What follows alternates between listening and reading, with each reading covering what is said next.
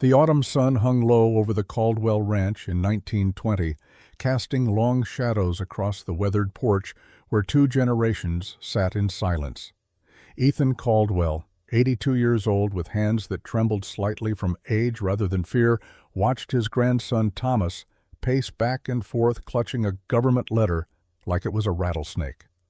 The boy was 18, full of fire and fury, and completely unprepared for what life was about to teach him. Just like Ethan had been at that age back when the frontier was still wild, and a man's word meant more than any paper from Washington. "Grandpa, they're taking our land," Thomas said, his voice cracking. "The railroad company. They claim great-grandfather's original land grant was invalid. We've got 30 days to vacate, or they send the marshal."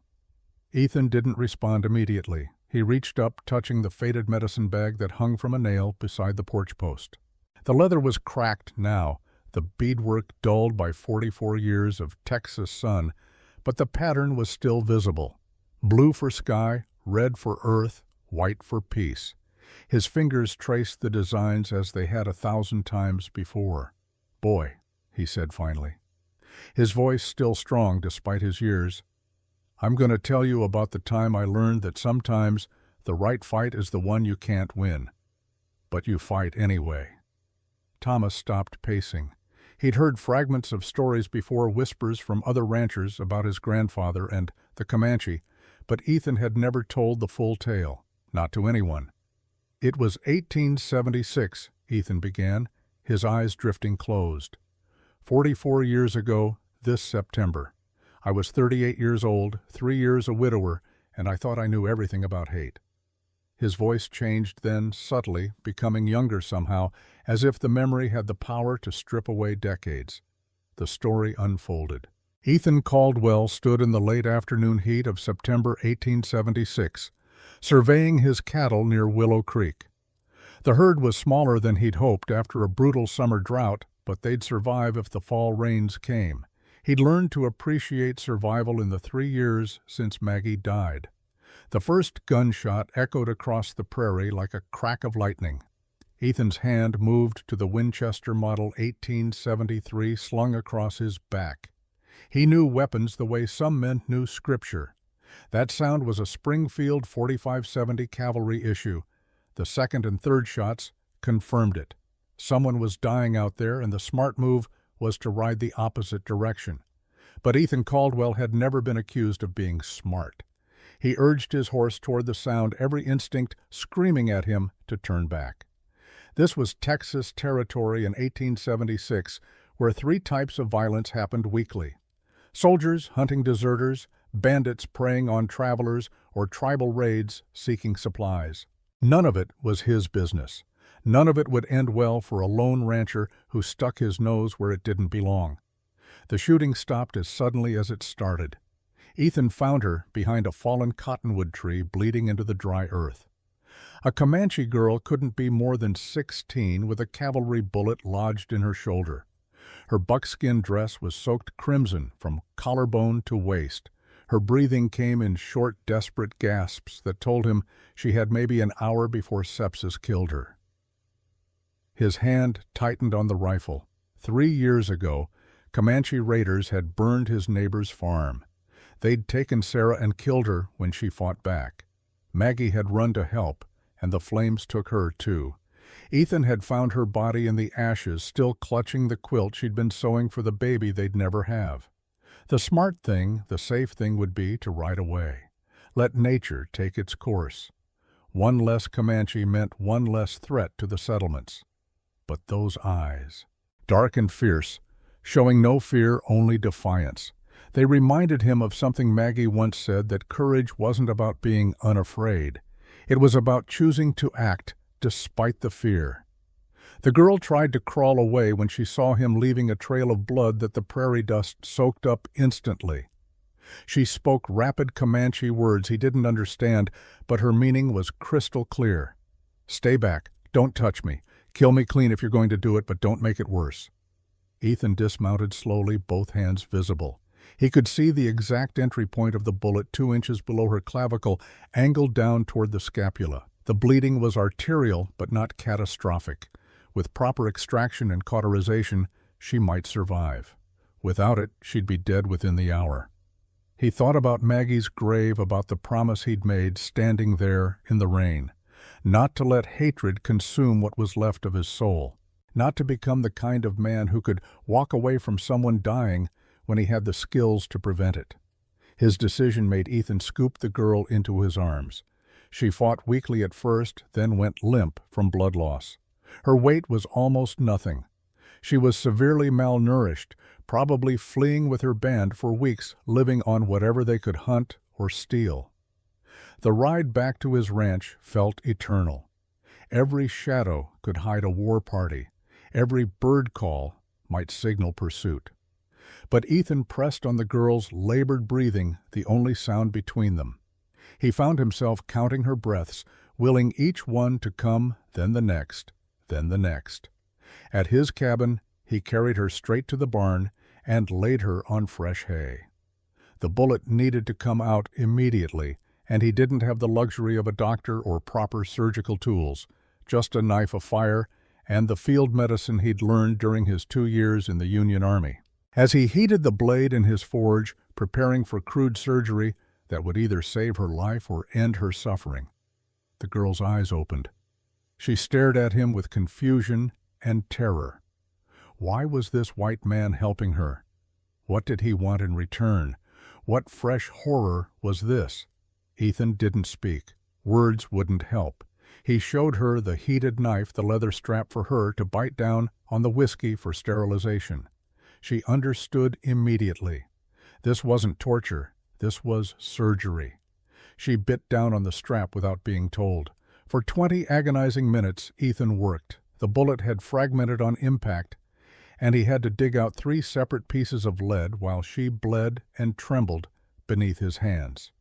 He'd done this twice during the war, both times in field hospitals with screaming men and sawdust floors. This was different, quieter, more desperate somehow. The girl never screamed. She couldn't, not with the strap between her teeth, but Ethan saw her fingers digging into the hay. He counted 8 holes in the straw when he finally extracted the last fragment.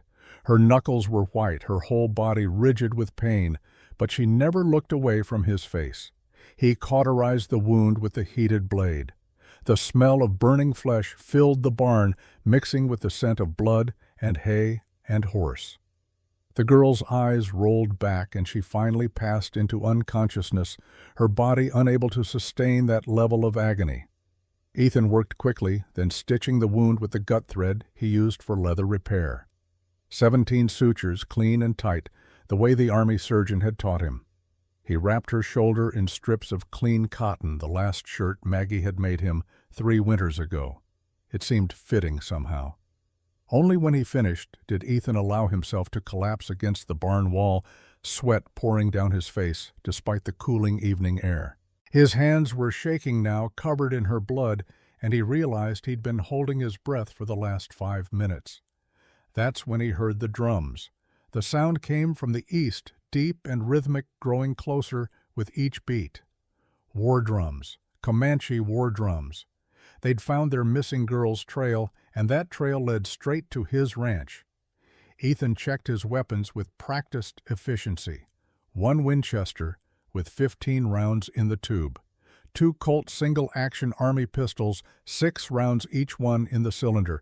Call it 30 shots total, if he was careful, if nothing jammed, if he didn't miss under pressure. He looked at the unconscious girl. Moving her would kill her. The wound would reopen, she'd bleed out before he got a mile. And even if she survived the ride, where would he take her? Back to the prairie, to die slow, to the settlement where they'd hang her just for being Comanche? No. If this was where he made his stand, then so be it. The drums stopped at dawn, and that's when Ethan knew they'd completed their encirclement. He peered through gaps in the barn slats and counted them. 50 mounted warriors painted for war surrounding his property in a perfect tactical circle. Each man positioned exactly 100 yards from the next, creating an unbroken ring with no escape route. Their leader sat tall on a painted Appaloosa stallion, an older man, maybe 55, with gray streaks in his braided hair and scars across his chest that spoke of decades of warfare. The scars had specific patterns, Pawnee arrows by the look of them. This man had fought in tribal wars long before the white settlers arrived. Behind him, the girl stirred. Her fever was climbing, burning through her small frame. She whispered something in Comanche, her voice barely audible. Ethan didn't need translation. She was calling for her father. The war chief raised his hand, and the circle tightened. 50 horses moved forward in perfect unison, closing the distance from 100 yards to 75.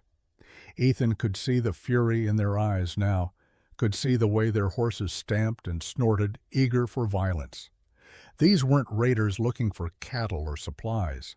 These were grieving warriors who'd tracked their chief's missing daughter through 20 miles of dangerous territory past army patrols and settler militias driven by love and fury in equal measure.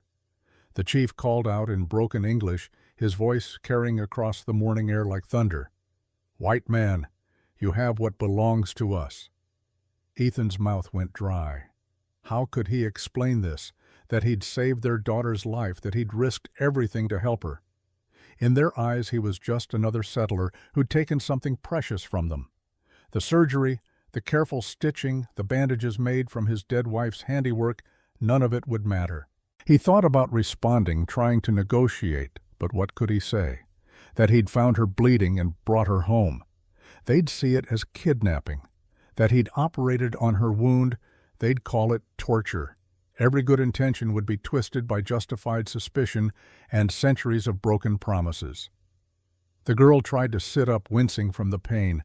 She looked at Ethan with new understanding dawning in her eyes. He hadn't saved her. He'd made himself a target. Now both of them would die because of his misguided compassion. Ethan made a decision that would define the rest of his life. He stepped out of the barn with his hands raised high above his head, leaving his Winchester, his Colts, and his ammunition belt 15 feet behind him inside the doorway. 50 arrows tracked his movement. 50 fingers tightened on bowstrings. He could hear the creak of sinew being drawn taut, could smell the horse sweat and gun oil, and the particular scent of men preparing for violence. "She's alive," he called out, his voice steadier than he felt. "Your daughter is alive, but she's hurt bad." The chief's expression didn't change. If anything, the rage in his eyes intensified. A white man claiming to help his daughter was worse than a white man who'd harmed her. At least enemies were honest about their intentions. This could be a trap, a trick, another lie from people who'd broken every treaty and promise they'd ever made. "You lie," the chief spat. "Show her to us." That's when Ethan realized his terrible mistake. If he brought the girl out now, they'd see the crude surgery, the blood-stained bandages, the way she could barely stand. To warriors who'd seen their people tortured by soldiers and settlers, it would look like suffering, not treatment. The careful stitches would seem like cruelty. The burned flesh from cauterization would smell like torture.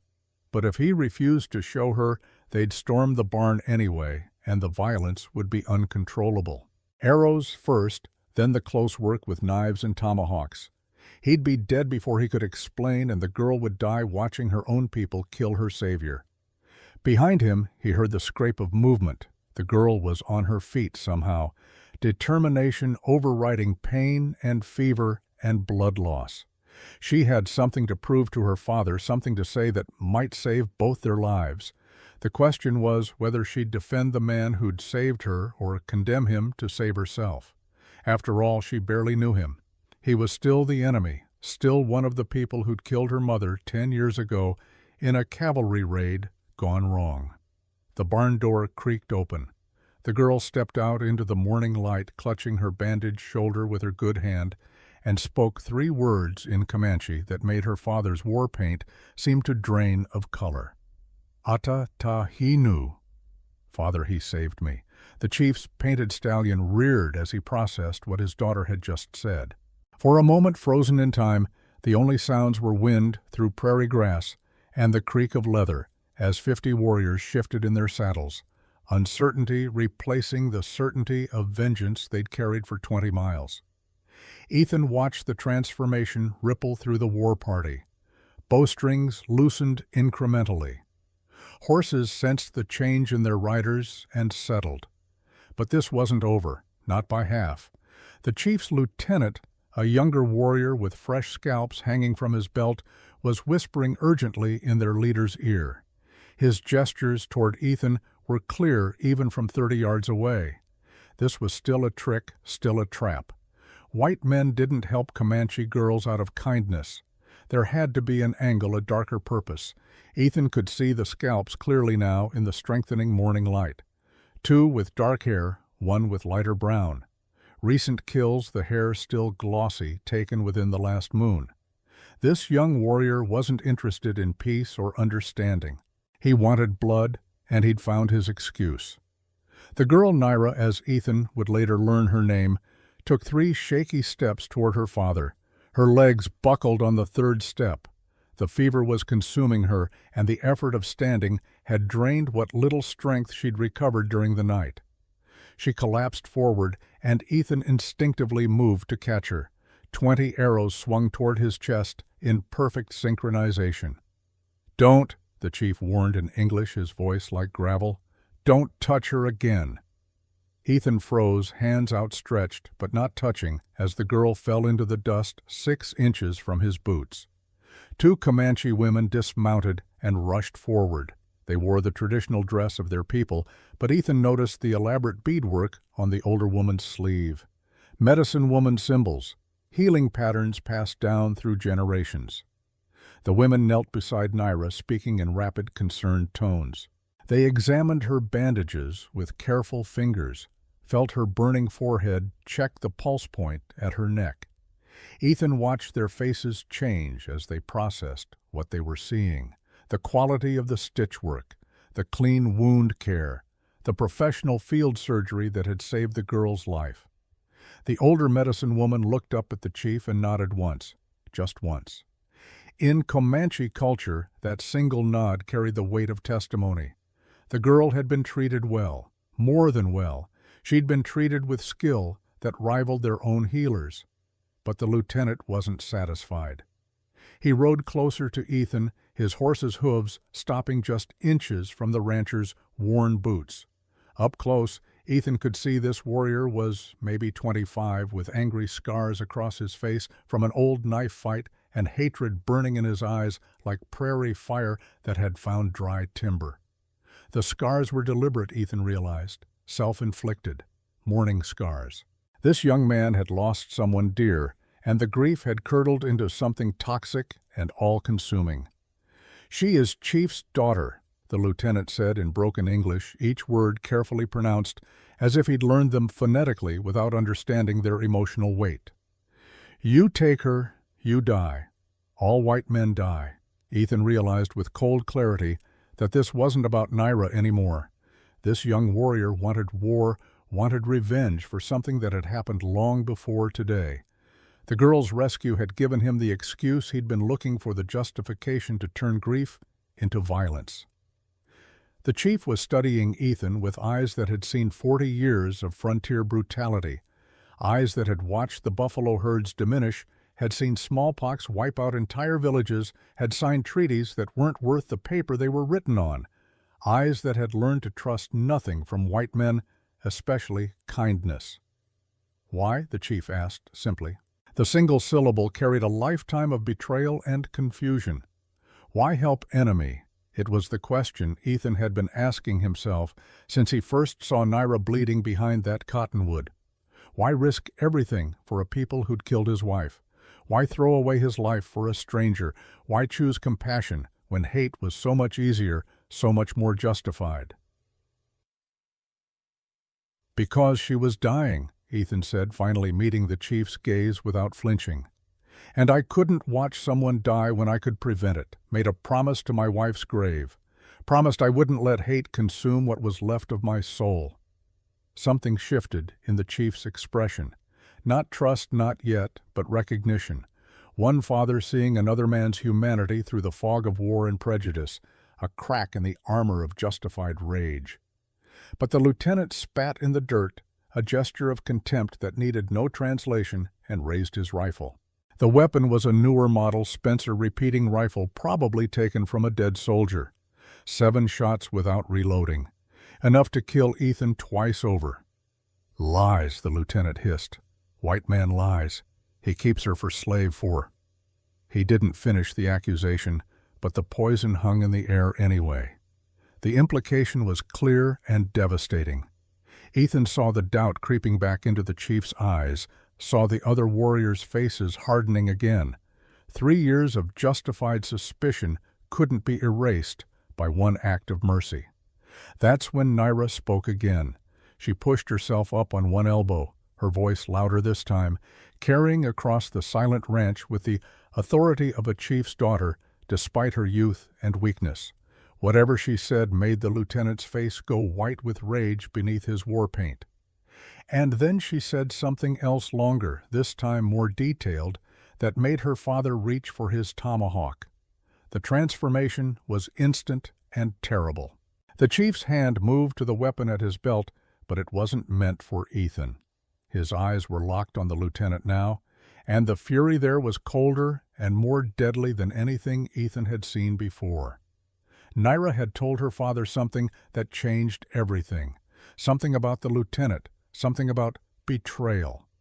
"You speak lies, girl," the lieutenant shouted, but his voice cracked with panic. "Fever makes you crazy. You don't know what you're saying." But Naira kept talking, her voice growing stronger despite the fever fueled by righteous anger. She gestured to the scars on her shoulder, then to the lieutenant, then swept her arm toward the east where the ambush must have happened. 3 other warriors were already moving to surround the lieutenant. Whatever Naira had said was specific enough, detailed enough, that her father believed every word without question. The chief's face had transformed from anger at Ethan to a cold, deadly rage directed at the young warrior who'd ridden beside him for years. The kind of rage that came from discovering a traitor in your midst, the kind that demanded blood payment. Ethan pieced it together from their body language and the few English words he caught. The lieutenant had led Naira's hunting party into an ambush, a cavalry ambush. He'd been feeding information to the soldiers trading Comanche lives for army gold and weapons, and Naira had witnessed his betrayal. 2 weeks ago, Naira said, in halting English, speaking directly to Ethan now as if he were the only one who might understand. "Daniel," she gestured to the lieutenant, "take 12 warriors to hunt buffalo, but no buffalo where he lead us, only soldiers, blue coats, waiting." Her English was broken but clear, learned from missionaries or traders probably, enough to communicate the essential truth. 12 warriors went out. Only she came back, and she'd seen Daniel shaking hands with the cavalry captain, accepting a leather pouch that clinked with gold coins. Daniel Crow. Adopted into the tribe at age 10 after his parents were killed by cavalry, he'd turned his grief into profit. 2 years of selling Comanche lives to ambitious officers while wearing the face of a warrior. The perfect betrayal. But the Lieutenant Daniel wasn't finished. Desperate men make desperate choices, and he'd rather die fighting than face Comanche justice for treason. The penalty for betraying the tribe was worse than death. It was slow death, the kind that took days and left nothing recognizable. His rifle swung toward Naira, intent on silencing the only witness to his betrayal before she could say more. His finger tightened on the trigger, and Ethan saw murder in his eyes. Not the clean death of battle, but the desperate elimination of evidence. Ethan moved without thinking. 3 years of grief and guilt exploded into action as he tackled Daniel from his horse. They hit the ground hard, the impact driving the air from both their lungs, and rolled through dust and prairie grass, fighting for control of the weapon that discharged harmlessly into the air.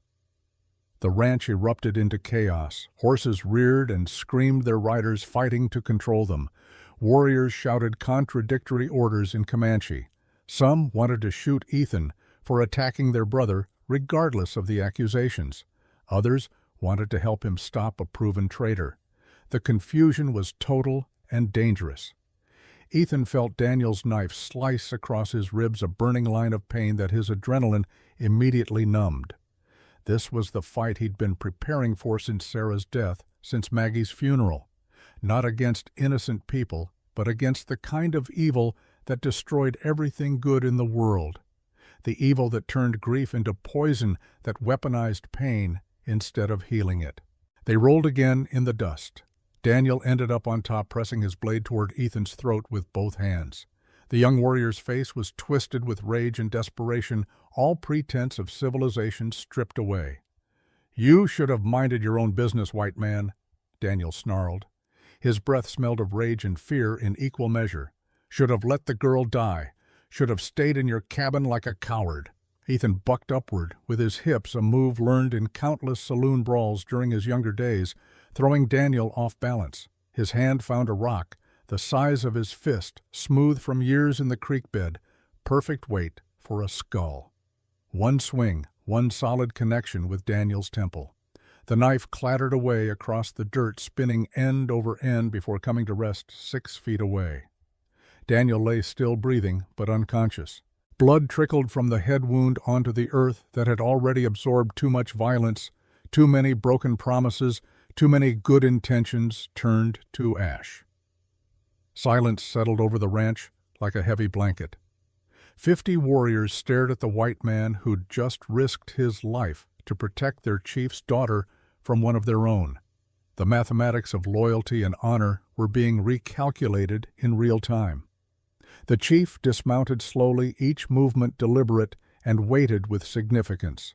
He walked to where Ethan knelt, breathing hard from the fight, his shirt torn and bloodied from the knife slash. For a long moment they looked at each other without speaking. Two men who'd lost too much, seen too much, but still recognized honor when they encountered it, even across the divide of culture and history. "You fight to protect my daughter," the chief said simply. "I'd do it again," Ethan replied. The chief nodded once, then spoke rapidly in Comanche to his warriors. Half of them dismounted, their posture shifting from combat ready to something more complex. The other half began preparing to leave, but not in the way Ethan had expected. Naira was being helped onto one of the horses despite her protests. She looked back at Ethan with something he hadn't expected to see in her eyes. Gratitude mixed with genuine sadness. She'd spent less than 12 hours in his care, most of it unconscious, but somehow a connection had been forged that transcended language and history. But the chief wasn't done with his surprises. He pulled something from his belt and held it out to Ethan. It was a medicine bag decorated with intricate beadwork that had taken months to complete. The pattern was specific, deliberate, sacred. "My daughter says you have lost wife to our people," the chief said quietly, his English more fluid now that the immediate threat had passed. "This cannot bring her back, but it can protect you from dying before your time comes naturally." Ethan stared at the offering, understanding the weight of what was being given. This wasn't just a gift. It was an adoption into protection, a promise that this band would never raid his land again, a blood oath sealed not with violence, but with recognition of shared humanity. "Among my people," the chief continued, "medicine bag means you are under protection of the bearer's family. My family, my band. This is oath to spirits, cannot be broken without curse." As Ethan reached for the medicine bag, his fingers extending toward the most sacred object he'd ever been offered, gunshots erupted from the ridge overlooking his ranch. The sound was unmistakable. Multiple Springfield rifles firing in coordinated volleys. 20 cavalry soldiers appeared on the ridge with rifles aimed at the Comanche below, and their commander was shouting orders to fire at will. The trap had been perfectly planned, perfectly executed. Someone had told the army about the Comanche war party surrounding Ethan's ranch, and now 50 warriors were caught in the open with nowhere to run. The lieutenant's betrayal ran deeper than anyone had realized. Even unconscious, bleeding in the dirt, his final act of treachery was unfolding around them. "Take cover," Ethan shouted, but the Comanche were already moving with practiced efficiency. Within seconds, they'd transformed from a ceremonial gathering into a fighting force using horses and buildings as shields against the rifle fire raining down from above. The chief grabbed Naira, pulling his daughter behind Ethan's water trough just as bullets splintered the wood inches from her head. She was too weak to fight, too fevered to run, and now she was trapped in the middle of a massacre that had been orchestrated weeks ago. Ethan realized with sick clarity that this was exactly what Daniel had planned. Get caught helping a Comanche girl, draw the war party to his ranch, then signal the cavalry for a surprise attack. The traitor would be hailed as a hero for leading the army to a decisive victory. But Daniel hadn't counted on being exposed as a double agent. Now he lay unconscious in the dirt while his carefully orchestrated betrayal played out around him, and both sides thought he was their ally. A Comanche warrior cried out as a bullet found his shoulder, spinning him off his horse. Another's mount screamed and collapsed, pinning its rider's leg beneath its weight. The cavalry had the high ground and superior firepower, the standard tactical advantage that had won 100 battles against native forces. But the Comanche had something more valuable. They had nothing left to lose. And men with nothing to lose fight with a desperation that overcomes any tactical disadvantage. The cavalry commander's voice carried over the gunfire, full of righteous authority and complete ignorance of what was really happening below. "Thornfield," he shouted, "step away from the hostiles. We're here to rescue you from these savages." Ethan looked at the Comanche warriors around him, men who'd been ready to kill him an hour ago but were now fighting to protect his property from destruction. The chief caught his eye and nodded toward the house. "Go," the chief said simply. "This is not your war. You saved my daughter. Debt is paid. Go inside, white man. Be safe." It was an out, a clean escape from a battle that wasn't his to fight. The cavalry would take him in, probably give him a commendation for bravery under siege. Daniel would wake up eventually and tell whatever story served him best, probably claiming he'd infiltrated the Comanche to save Ethan's life. The narrative would be neat, simple, and completely false. But Ethan was already moving toward his cabin, not to surrender, not to hide, but to retrieve his rifle and ammunition. Every box of cartridges he owned, every weapon he could carry. The army thought they were rescuing him. They were about to learn that some rescues weren't wanted. Some rescues were just another form of murder dressed up in patriotic language. He burst through his front door and grabbed his Winchester along with the ammunition belt he'd left inside. Through his window, he could see the Comanche taking defensive positions around his barn and outbuildings, turning his ranch into a fortress using the structures he'd built with his own hands. When Ethan emerged with his rifle loaded and ready, several warriors stared in disbelief. The chief's eyes widened as he understood what the white man intended to do, what impossible choice he was about to make. "You choose to fight with us?" the chief asked, his voice carrying equal parts incredulity and something that might have been respect. "I choose to fight for what's right," Ethan replied, taking aim at the ridge where soldiers were preparing another volley. "Those men up there think they're heroes. They're not. They're murderers who don't know they're being played by a traitor." The first cavalry charge came like thunder down the hillside, and Ethan Caldwell took his shot.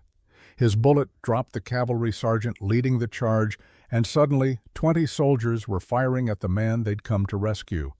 The irony wasn't lost on him as bullets shattered his cabin windows and splintered his porch railings. By choosing to stand with the Comanche, he'd made himself a target of his own people. But watching the chief fight to protect Naira with the same desperation he'd once felt trying to save Maggie, Ethan knew he'd made the right choice. This wasn't about sides anymore. It was about standing against murder regardless of who was doing the killing.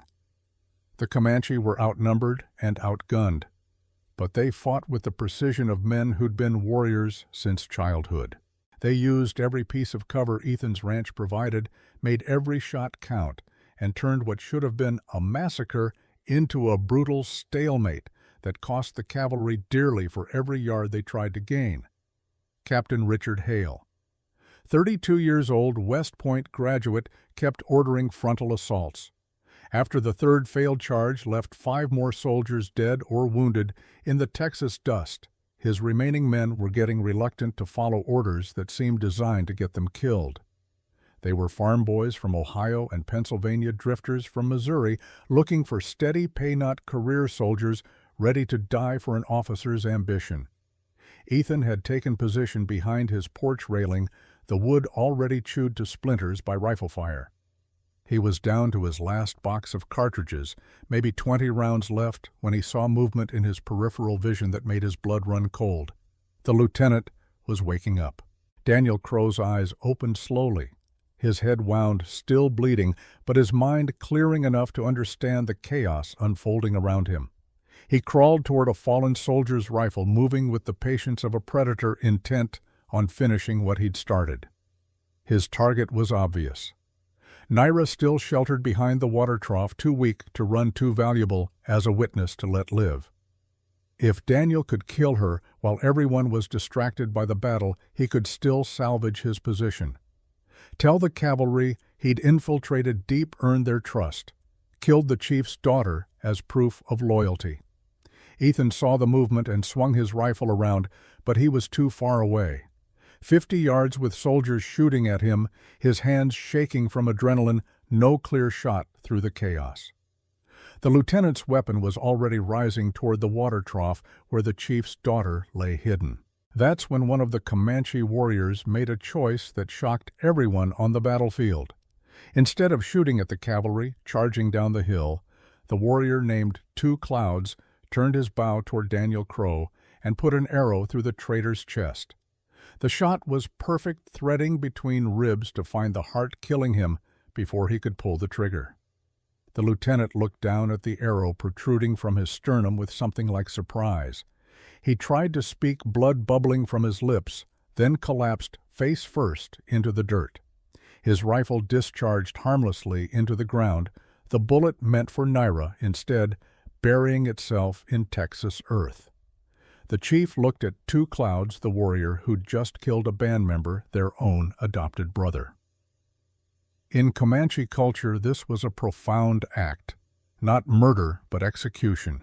Justice served in the middle of chaos, witnessed by the spirits themselves.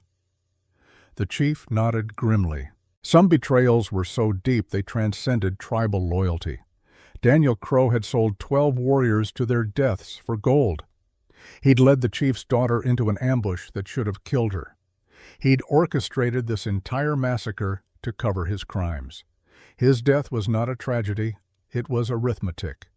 The battle was turning, but not in anyone's favor. The cavalry had lost 7 men to the Comanches too, but ammunition on both sides was running critically low. Several warriors were wounded badly enough that they could barely hold their weapons. Blood soaked into the ranch soil that Ethan had worked for 15 years to make productive. Ethan was down to his last 5 rounds when he heard something that changed everything. More horses approaching from the east, moving fast. Multiple riders, at least a dozen, maybe more. At first he thought it was cavalry reinforcements, which would mean certain death for everyone defending the ranch. Numbers and ammunition would overwhelm courage and desperation. But these weren't soldiers. The riding style was wrong, too loose, too individual. Soldiers rode in formation even when rushing to battle. These were ranchers from the surrounding territory, drawn by the sound of sustained gunfire that had been echoing across the prairie for over an hour. This wasn't the quick violence of a raid or an ambush. This was a siege, and that meant something unusual was happening at the Caldwell place. The cavalry commander, Captain Hale, tried to wave them off, standing up from cover to shout that he was conducting a military operation against hostile Indians. His voice carried the entitled authority of an officer who expected civilians to defer to military expertise. But the ranchers had eyes.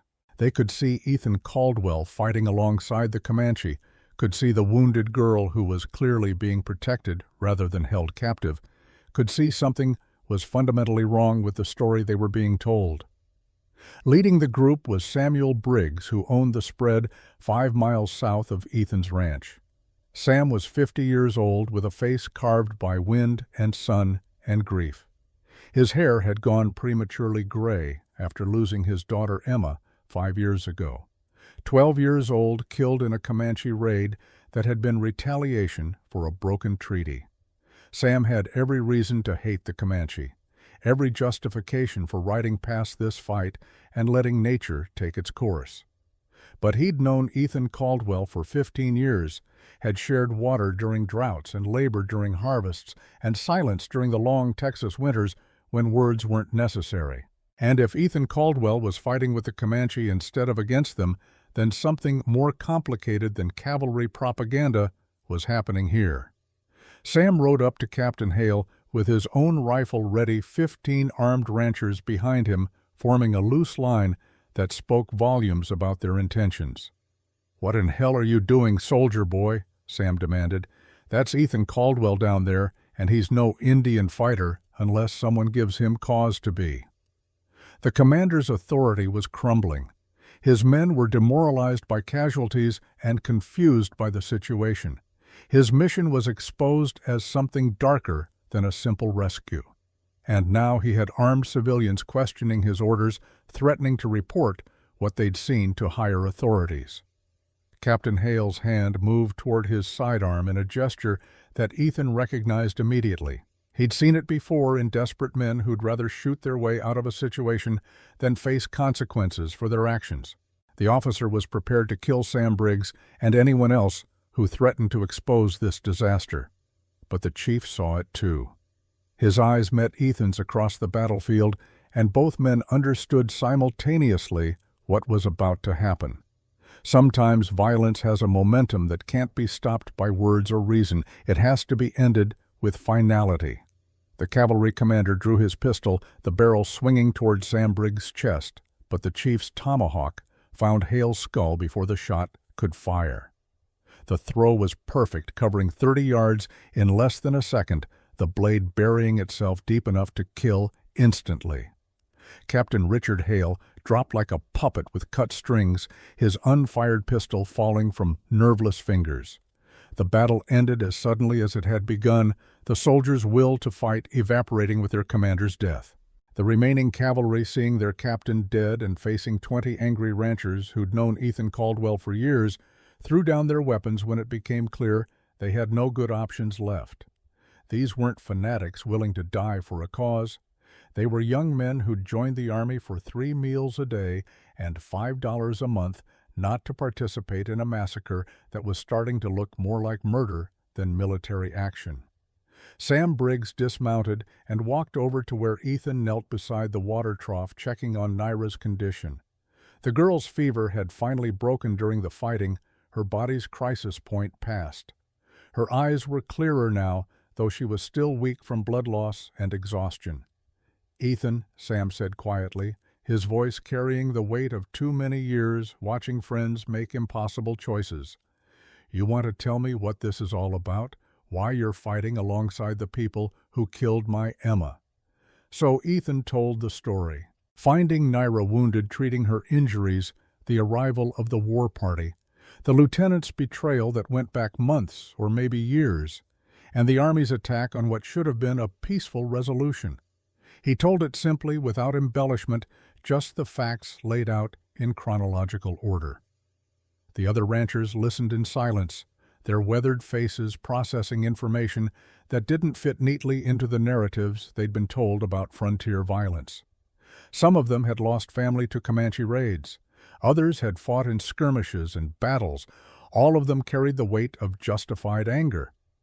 But they could see the evidence with their own eyes. A wounded girl receiving medical care, a traitor dead from his own people's arrow, a cavalry officer who'd been willing to murder civilians to cover up a failed ambush. The mathematics of right and wrong didn't always align with the colors of skin or the languages people spoke. Understanding gradually dawned that their neighbor had risked everything to save a life, and that simple act of mercy had revealed a conspiracy that went deeper than anyone had realized. Daniel Crow had been playing both sides, selling information that got people killed on both ends, pocketing gold from ambitious officers while maintaining his position within the tribe. How many other ambushes had he orchestrated? How many warriors had died in traps he'd set? How many soldiers had been killed in retaliatory raids sparked by his betrayals? The scope of his treachery was staggering when you started calculating backward. The chief approached slowly, his war paint streaked with sweat and gunpowder residue. He looked at the dead cavalry commander, then at the soldiers sitting in the dirt with their hands raised, then at the ranchers who'd intervened to stop a massacre. His expression was unreadable, but his body language spoke of exhaustion that went beyond physical fatigue. "This white man," the chief said, pointing at Ethan with a hand that still held his bloody tomahawk, "has more honor than soldiers who wear blue coats and speak of peace while planning murder." Sam nodded slowly, his own grief and anger complicated now by what he'd witnessed. "Ethan's always been decent folk, known him 15 years. If he says the girl needed help, then she needed help. Man doesn't throw away his life for nothing." But the situation was far from resolved, and everyone standing in that blood-soaked ranch yard knew it. 23 soldiers were dead or wounded. A cavalry commander was scalped on private property, killed by a Comanche war chief. A double agent lay dead shot by his own people. And a 50-warrior war party was standing in the middle of white ranchers' territory with weapons still in hand. This was the kind of incident that started wars between entire peoples. The kind that got written into history books as justification for decades of violence and broken treaties. The kind that politicians used to rally support for military campaigns that would kill thousands. The chief seemed to understand this calculation. He spoke rapidly to his warriors in Comanche, and they began preparing to leave despite their own wounded. Better to retreat now than wait for more soldiers to arrive seeking vengeance for their dead commander. Better to take their injured and their dead and fade back into the prairie before this turned into something even larger. "Wait," Ethan said, his voice cutting through the preparations. He looked at Naira, who was strong enough now to sit up on her own, her fever broken and her wound healing cleanly despite the chaos that had erupted around her. But she wasn't ready to travel. Not really. The stitches would hold for slow movement, but hours of riding across rough terrain could reopen the wound. She could bleed out on the prairie, her father watching helplessly as infection or hemorrhage killed her, miles from any help. "She's not ready to travel," Ethan continued.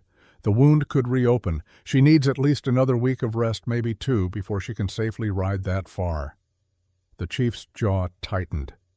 Every minute they stayed increased the danger exponentially. More cavalry would come, probably a full company this time, maybe a battalion. The army didn't take kindly to commanders being killed, even incompetent ones who'd led their men into disasters of their own making. But his daughter's life was worth more than tactical advantage, worth more than safety or strategy or survival itself. That was the mathematics of fatherhood, the calculation that transcended culture and language. "We take that risk," the chief decided. "Cannot stay in white man's territory, must return to our land, to our healers." But Naira had something to say about her own fate. She struggled to her feet using the water trough for support and spoke in Comanche. Her voice carried the authority of a chief's daughter despite her youth and weakness. Whatever she said made her father's eyes widen with surprise and something that might have been respect. She was refusing to leave, claiming sanctuary at Ethan's ranch under Comanche law, putting herself under his protection until she was fully healed. It was an ancient tradition older than the conflicts between their peoples. Even enemies were bound to honor sanctuary once it was properly claimed. The chief looked at Ethan with an expression that mixed respect with deep concern. His daughter was placing her complete trust in this white man, betting her life that he would protect her while she recovered. If anything happened to her, if she was harmed or died while under his protection, the consequences would be catastrophic. He didn't need to finish the threat. It hung in the air between them, unspoken but understood. If Naira died in Ethan's care, no medicine bag or promise of peace would stop what came next. The entire band would return, and this time there would be no talking, no negotiation, no mercy. But the chief also handed Ethan the medicine bag he'd offered earlier, completing the ritual despite the new complications. The beadwork caught the afternoon sun, blue and red and white beads forming patterns that spoke of protection and adoption and binding oaths to spirits that predated any government or her treaty. "She chooses to trust you with her life," the chief said quietly. "This is great honor among my people, also great responsibility. If she dies," he left the sentence unfinished. Some threats were more powerful when left to imagination. Sam Briggs stepped forward, then his weathered face thoughtful. "I'll stay too," he said. "Keep watch. Make sure there's no trouble from either side. Got no love for Comanche, Ethan knows that, but I got eyes. I saw what happened here today, saw right and wrong get all mixed up in ways I didn't expect." Other ranchers nodded agreement. They'd form a rotating watch-take shifts, making sure no vigilantes or revenge seekers came calling while the girl recovered. It wasn't quite forgiveness for past violence, but it was something. A willingness to see beyond tribal loyalty to the harder truths of individual honor and human complexity. That's when they heard more horses approaching, this time from 3 different directions. The distinctive sound of cavalry units moving in formation, at least 2 full companies worth of soldiers, maybe more. Someone had sent word to the nearest fort that things had gone badly wrong at the Caldwell Ranch. But these soldiers came with white flags raised high, led by an officer whose bearing spoke of experience and caution rather than ambition. Colonel William Garrett from Fort Griffin, riding with 2 companies and orders to negotiate rather than escalate. He'd come to find out what had really happened and, if possible, prevent this disaster from becoming a full-scale war. Garrett was 58 years old Army, who'd survived 3 decades of frontier politics by finding solutions that satisfied everyone's honor without starting wars that would consume thousands of lives. When he surveyed the scene at Ethan's ranch, his experienced eyes took in the details quickly. Dead soldiers, wounded Comanche ranchers standing between the 2 groups, and a white man with a rifle who'd clearly been fighting alongside the natives. Commander Patterson was ordered to investigate reports of a kidnapping, Garrett said carefully, using the cavalry title for Hale, even though the man had only been a captain. No point in diminishing the dead, even if they'd been fools. Not to engage in open warfare against civilians, and certainly not without proper reconnaissance. Sam Briggs spat tobacco juice into the blood-soaked dirt. "Your boy Hale was fixing to shoot me for asking questions, Colonel. If that chief hadn't put a tomahawk in his skull, we'd be burying more white folks too. This wasn't no rescue operation. This was a massacre waiting to happen, and we stopped it." Colonel Garrett's eyes moved across the battlefield, reading the evidence like a book. The defensive positions the Comanche had taken, indicating they'd been caught by surprise rather than lying in ambush. The dead lieutenant with a Comanche arrow in his chest, suggesting internal conflict rather than unified aggression. And most telling, the ranchers standing with Ethan rather than calling for his arrest. "It appears," Garrett said slowly, choosing his words with the care of a man who knew they'd be repeated in official reports and congressional hearings, that there has been a profound misunderstanding about the nature of events here today. Colonel Garrett dismounted with the deliberate movements of a man who'd learned to telegraph non-aggression through body language. He walked to where the chief stood, stopping at a respectful distance that acknowledged sovereignty without conceding authority. 2 old warriors studying each other across the wreckage of younger men's mistakes. "Chief," Garrett said simply, using the English title because he didn't know the man's Comanche name and wouldn't insult him by guessing. "I need to understand what happened here before more blood gets spilled. Will you speak with me?" The chief looked at Ethan, then at Sam Briggs, then at the ranchers who'd formed a protective line between his warriors and the newly arrived cavalry. He was calculating odds, measuring trustworthiness, weighing the value of words against the certainty of violence.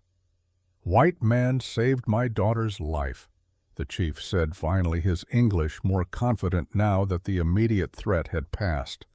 "Found her shot by your soldiers, brought her to his home, cut bullet from her shoulder, kept her alive when she should have died." He gestured toward Naira, still sitting by the water trough, her bandaged shoulder visible proof of the story. "We came to honor this act, to thank him according to our ways. Then your commander attacked while we spoke of peace." Garrett's jaw tightened. He'd suspected as much from the positioning and evidence, but hearing it confirmed made the political nightmare exponentially worse. An unauthorized attack on peaceful negotiations. A cavalry commander killed for attempting murder of civilians. 23 soldiers dead in a battle that should never have happened. "And the lieutenant?" Garrett asked, nodding toward Daniel Crow's body with the arrow protruding from his chest. "Why did your people kill one of your own?" "Not our people," the chief said, his voice going cold. "Traitor! He sold 12 of my warriors to cavalry ambush 2 weeks ago, took gold for their lives. My daughter saw this. She was only survivor. He led the hunting party into trap, then ran when shooting started." The implications were staggering. How many deaths on both sides could be traced back to one traitor's greed? "I see," Garrett said quietly. He turned to face his assembled soldiers, raising his voice so every man could hear. "Here's what's going to be written in my official report. Commander Hale exceeded his authority and attacked a peaceful delegation that had come to thank a civilian for rendering medical aid. Lieutenant Crow was discovered to be a double agent who'd been selling information to create conflicts between our forces and the Comanche people. The deaths today are a tragedy, but they are the result of unauthorized action and betrayal, not tribal aggression." Several of the younger soldiers looked ready to protest, their faces showing the confusion of men whose understanding of right and wrong had just been complicated beyond easy answers. But the older sergeants nodded grimly. They'd seen enough frontier politics to recognize when truth was uglier than propaganda. "The Comanche will return to their territory with my personal assurance that no further action will be taken against them for today's events," Garrett continued. "Mr. Caldwell will continue his life as a respected member of this community. Any man who has a problem with these arrangements can file a formal complaint with my office, where it will be reviewed with all the care it deserves." The last sentence was delivered with enough dry irony that even the dullest soldier understood such complaints would disappear into bureaucratic limbo. Garrett was offering everyone a way out of this disaster that preserved honor on all sides. The alternative was an investigation that would expose incompetence, betrayal, and unauthorized military action that violated half a dozen Army regulations. But Naira's refusal to leave complicated the neat solution. Her claiming sanctuary under Comanche law meant she'd be staying at Ethan's ranch for at least 2 weeks, possibly longer. A chief's daughter living with a white rancher in the middle of territory where tensions were already explosive after today's violence. "This presents certain challenges," Garrett said diplomatically. "The young woman staying here while she recovers. I'll need guarantees, written documentation, witnesses from both sides." Over the next hour they worked out the framework. Naira would remain under Ethan's protection with her father's explicit consent, documented in writing, witnessed by Colonel Garrett Sam Briggs and 3 other ranchers. 4 Comanche warriors would camp within sight of the ranch, but not on the property itself, close enough to respond if needed but far enough to avoid constant tension. Sam Briggs volunteered to maintain a presence as well, camping on the western edge of Ethan's land. Other ranchers would rotate through on a schedule, ensuring that no accusations of impropriety could gain traction, and no revenge seekers could approach without being seen. It was an imperfect solution, held together by good intentions and mutual suspicion, but it was better than the alternatives. War between the Army and the Comanche would kill hundreds. Vigilante violence would destroy any chance of peace. This fragile framework at least gave understanding a chance to develop. As the cavalry prepared to remove their dead and wounded, as the Comanche warriors who weren't staying behind made ready to depart, the chief approached Ethan one final time. He reached into a pouch at his belt and pulled out something small, placing it in Ethan's palm. It was a turquoise stone polished smooth with a hole drilled through it for wearing on a cord. The stone was old, the kind passed down through generations, and giving it away meant something profound in Comanche culture. "My father gave me this when I became a warrior," the chief said. "His father gave it to him, back 7 generations to when we first came to this land. It has seen much war, much death, but also much life, much courage." He closed Ethan's fingers around it. "You keep my daughter alive, you keep this. You let her die, you won't need it because you'll be dead before sunset." The threat was delivered without heat, just simple fact. But underneath it was something else. Trust, hesitant and fragile, but real. The chief was leaving his daughter in enemy territory, protected only by the word of one man and the fragile framework of witnesses and agreements. "I'll guard her with my life," Ethan said, meeting the chief's eyes. "Same way I'd guard my own kin. You have my oath on that." "White man's oath," the chief said, but not quite with the contempt those words usually carried.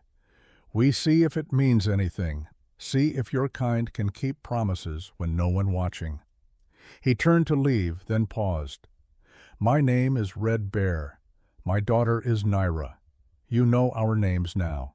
We are not just enemies anymore. We are people you have obligation to. Remember that." The Comanche departed, taking their wounded and their dead, leaving 4 warriors encamped 200 yards east of Ethan's property line.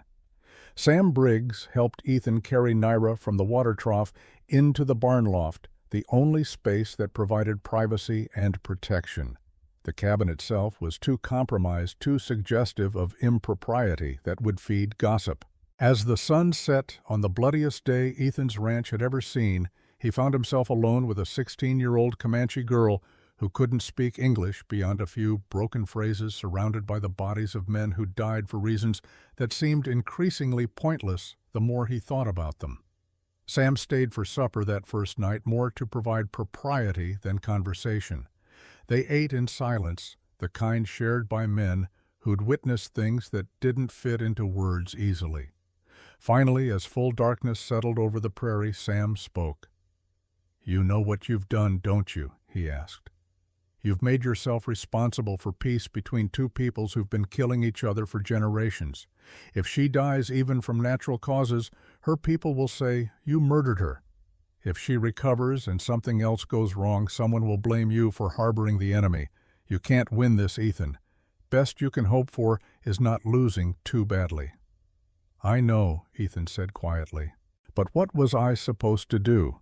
Let her bleed out because helping her was inconvenient. Let her travel when it might kill her because keeping her here was complicated.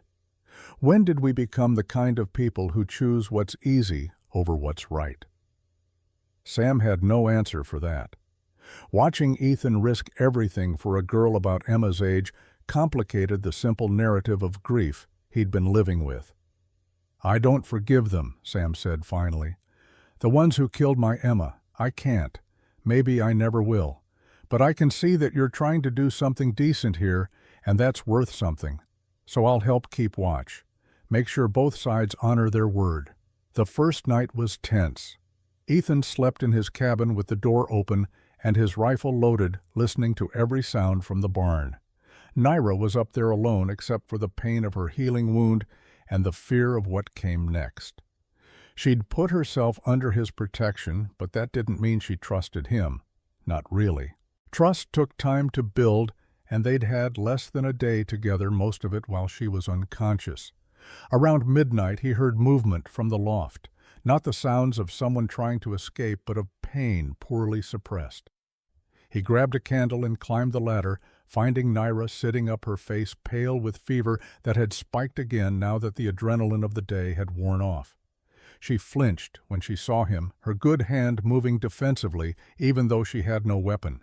The instinct to protect herself from a white man was too deeply ingrained to disappear after one act of kindness. Ethan set the candle down carefully and backed away, giving her space.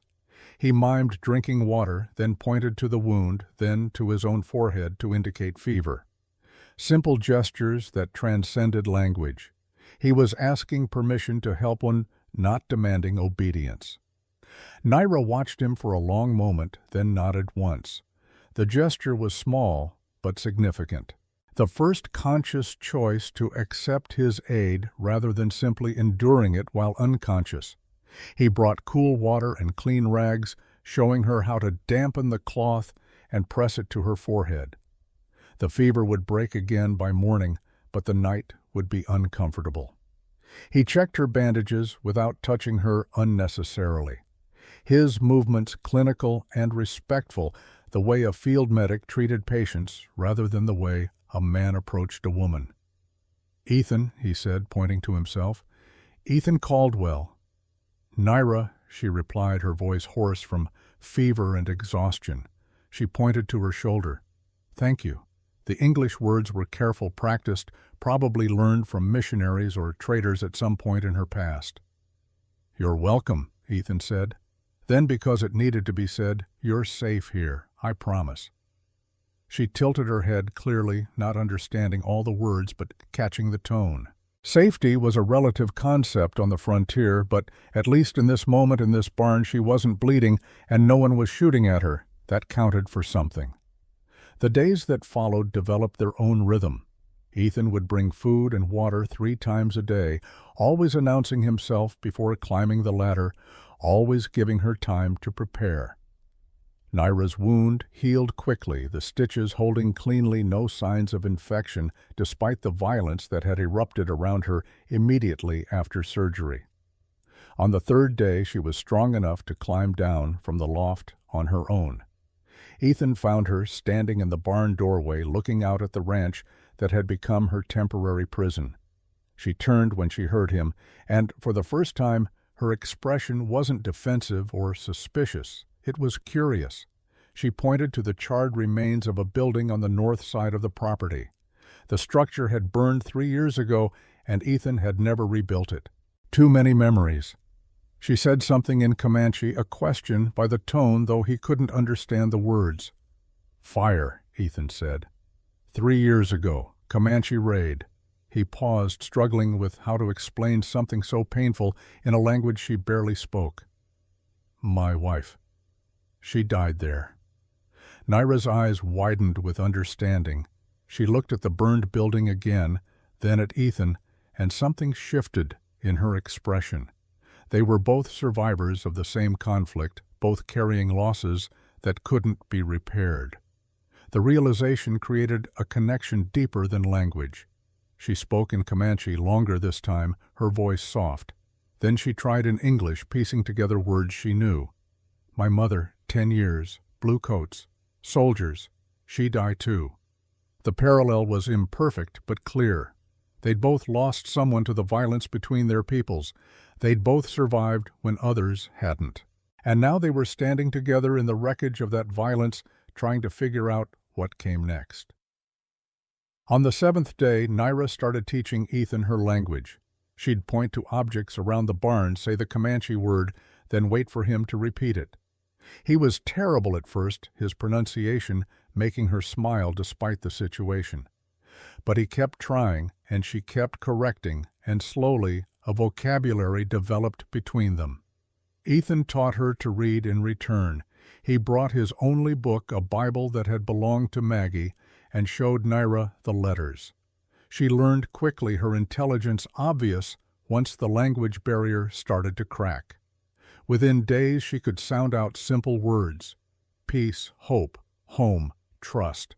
Sam visited every afternoon, maintaining his self-appointed role as witness and protector. He watched Ethan and Naira working together, saw the careful respect they showed each other, the way boundaries were maintained even as understanding grew. It reminded him painfully of teaching Emma to read of the patience required and the joy when breakthrough happened. On the 10th day, a violent thunderstorm rolled across the prairie. The kind of Texas weather that went from clear skies to apocalyptic fury in 30 minutes.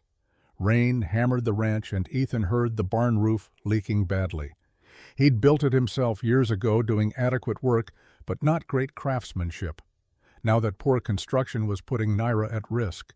He ran through the rain to the barn and found her huddled in a corner of the loft, her bandages soaked her body, shivering from cold and fear. Thunder and lightning had a different quality when you were raised on the open prairie where storms could kill as easily as enemies. "You need to come to the cabin," Ethan shouted over the thunder. "Can't stay here, roof's not safe." Naira shook her head, understanding enough to know what he was suggesting. Going into his cabin alone violated every social code of her people. It would be seen as improper, suggestive of things that hadn't happened and wouldn't happen. "You'll get sick," Ethan insisted. "Fever will come back. Wound could get infected. Please." The 4 Comanche warriors, watching from their camp 200 yards away, saw Ethan carry Naira across the muddy yard to his cabin. They didn't intervene, understanding the necessity, even if it complicated propriety. Sometimes survival trumped social codes. Sometimes you had to trust that honor existed, even when circumstances looked suspicious. Inside the cabin, Ethan wrapped Naira in Maggie's quilt, the same one she'd been sewing when the fire took her. He built up the fire and made willow bark tea the way his wife had taught him, the remedy for fever and pain that frontier women had passed down for generations. Naira sat by the fireplace, wrapped in a dead woman's quilt, and looked at Ethan with new understanding. He'd given her his wife's most precious possession to keep her warm. He'd brought her into his home despite the complications. He'd chosen her welfare over his reputation. "Your wife," she said in halting English, touching the quilt. Good woman. The best." Ethan replied, his voice thick with old grief. "She taught me that hate was easier than love, but love was worth the extra effort. Died believing that. I'm trying to honor what she believed." Naira was quiet for a long moment. "My mother, same. She say, people not enemy, actions enemy, hate actions, not people." It was the longest English sentence she'd managed, and the profundity of it hit Ethan like physical force. Across cultures, across languages, across the violence that had tried to make them permanent enemies, wisdom looked the same. Hate the actions, not the people. Simple enough for a child to understand, hard enough that most adults never managed it. That night, with the storm raging outside and Naira sleeping by his fireplace, Ethan understood that something fundamental had shifted. This wasn't just about keeping a girl alive until she could safely travel. This was about proving that peace was possible even after tremendous violence. That understanding could grow even in soil soaked with blood. The next morning the storm had passed, and Naira was strong enough to return to the barn, but something had changed between them. They weren't just captor and captive, or even protector and protected. They were 2 people who'd survived the same war and were trying to build something different from its ashes. The 14th day arrived with clear skies and the smell of sage on the morning breeze. Naira's wound had healed remarkably well, the stitches holding perfectly, the scar tissue forming clean and strong. She could move her arm through most of its range of motion now, though it still ached with certain movements. Strong enough to ride, Ethan judged. Strong enough to return to her people. Red Bear arrived at dawn with his full band, 50 warriors on painted horses, but this time there were no arrows nocked, no war paint freshly applied. This was a retrieval, not a raid. They'd come to bring the chief's daughter home after 2 weeks that must have felt like an eternity to a father wondering if he'd ever see her alive again. Ethan walked out to meet them, the medicine bag hanging from his belt where he'd worn it every day since receiving it. The turquoise stone Red Bear had given him was on a leather cord around his neck.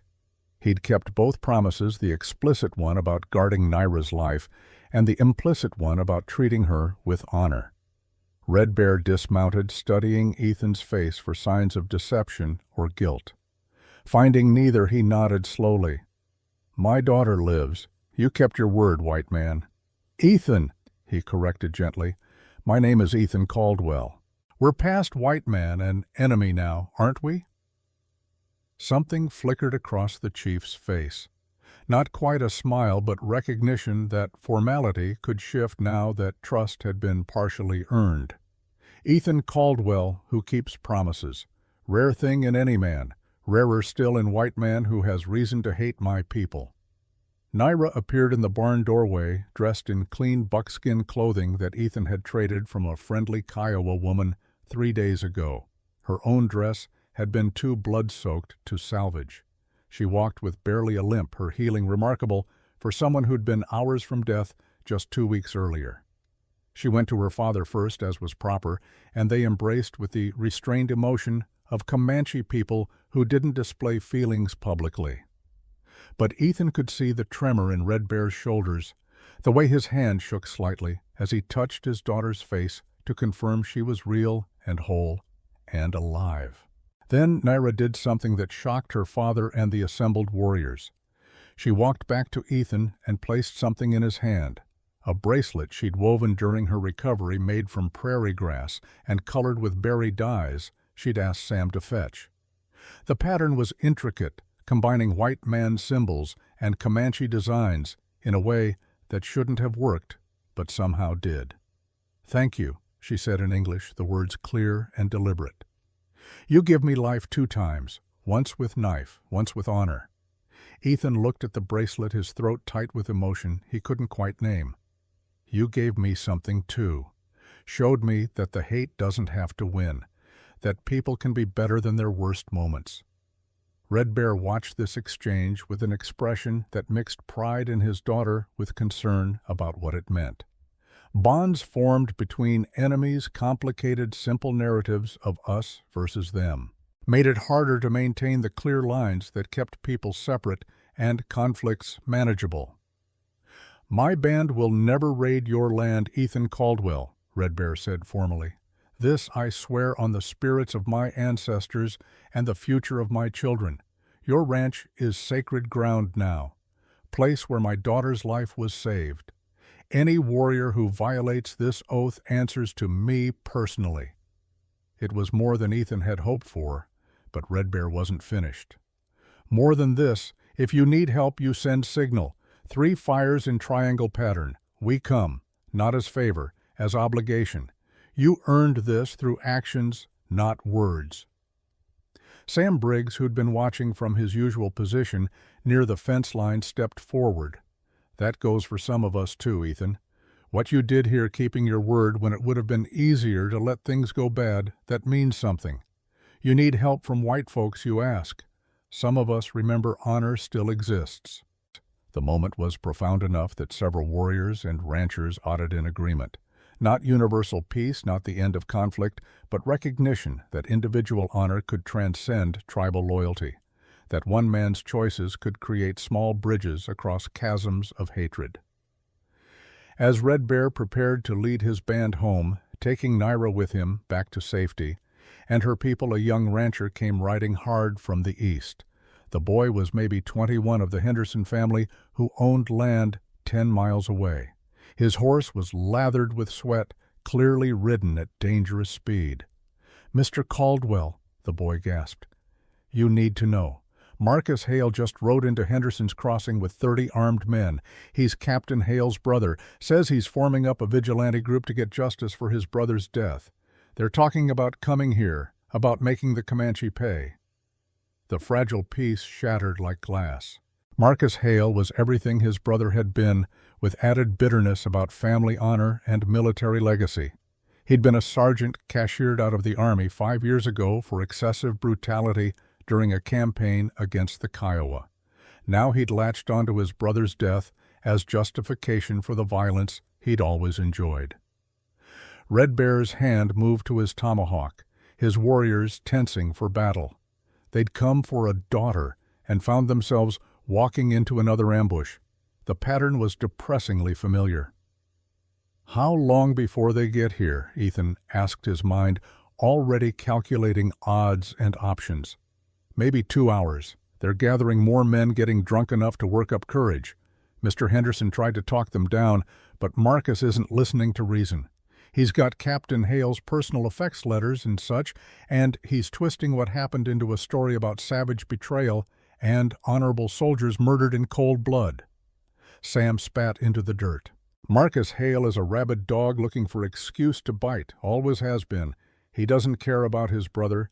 He cares about having permission to kill. Ethan looked at Red Bear. You should go. Get your daughter away from here. This isn't your fight.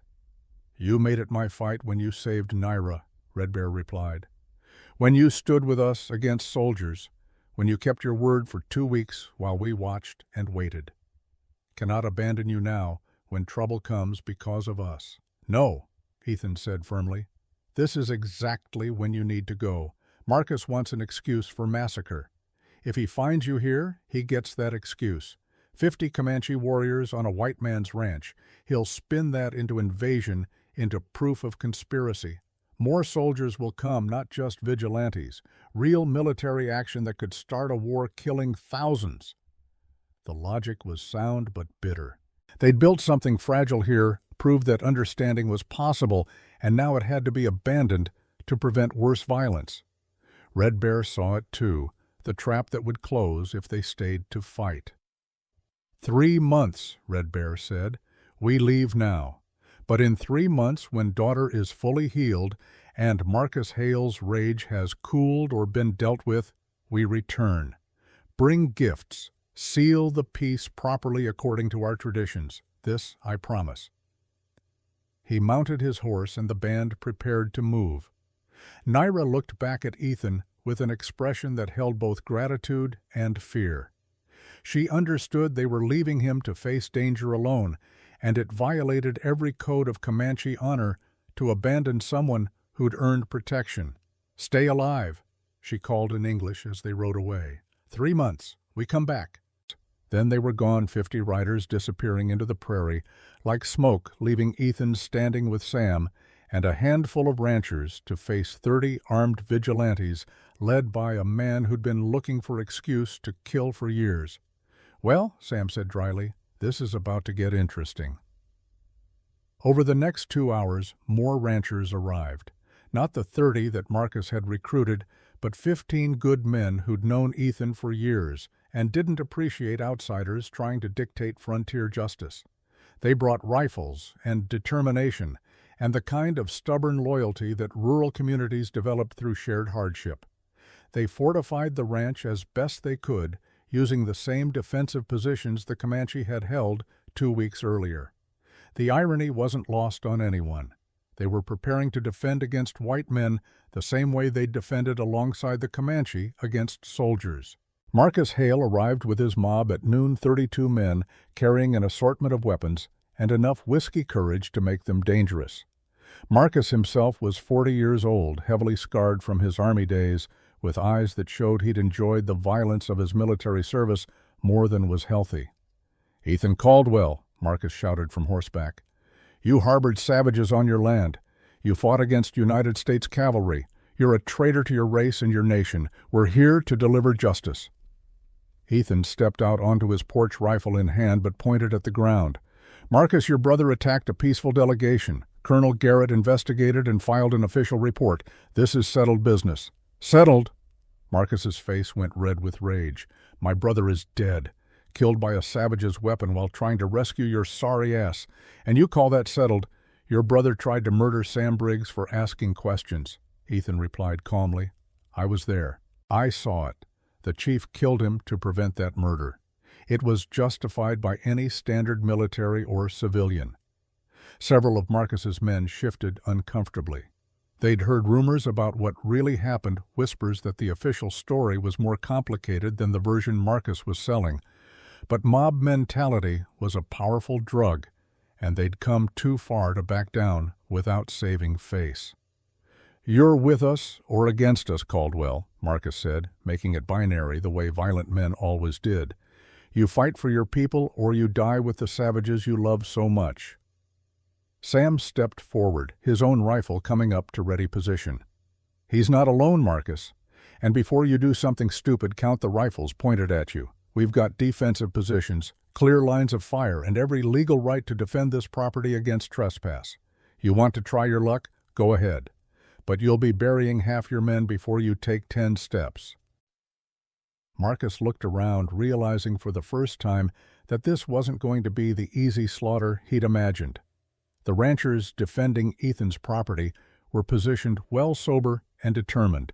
His own men were drunk angry and starting to realize they'd been sold a story that didn't match reality. "This isn't over," Marcus snarled. "I'll go to the territorial governor. I'll make sure everyone knows you harbor savages and fight against white men. You'll be branded traitor, run out of Texas, lose everything you've built." "Maybe," Ethan agreed, "but I'll still have my honor. What will you have?" "Marcus, another story about violence that made you feel powerful for a few hours."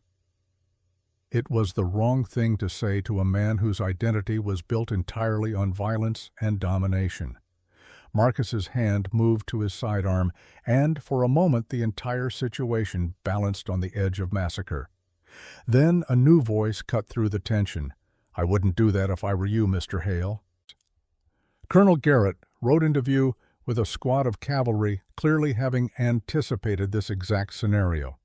The old soldier had been on the frontier long enough to predict how news of his brother's death would affect a man like Marcus Hale. "This property is under military protection pending investigation of recent events," Garrett announced. "Any action taken against Mr. Caldwell or his property will be considered interference with a federal investigation and dealt with accordingly. I suggest you gentlemen disperse before I'm forced to arrest you for conspiracy to commit murder." Marcus's face went through several shades of purple, but he wasn't stupid enough to fight cavalry troops. He wheeled his horse around and rode off, his mob following with the deflated energy of men who'd worked themselves up for violence and been denied release. But as they left, Marcus turned back one final time.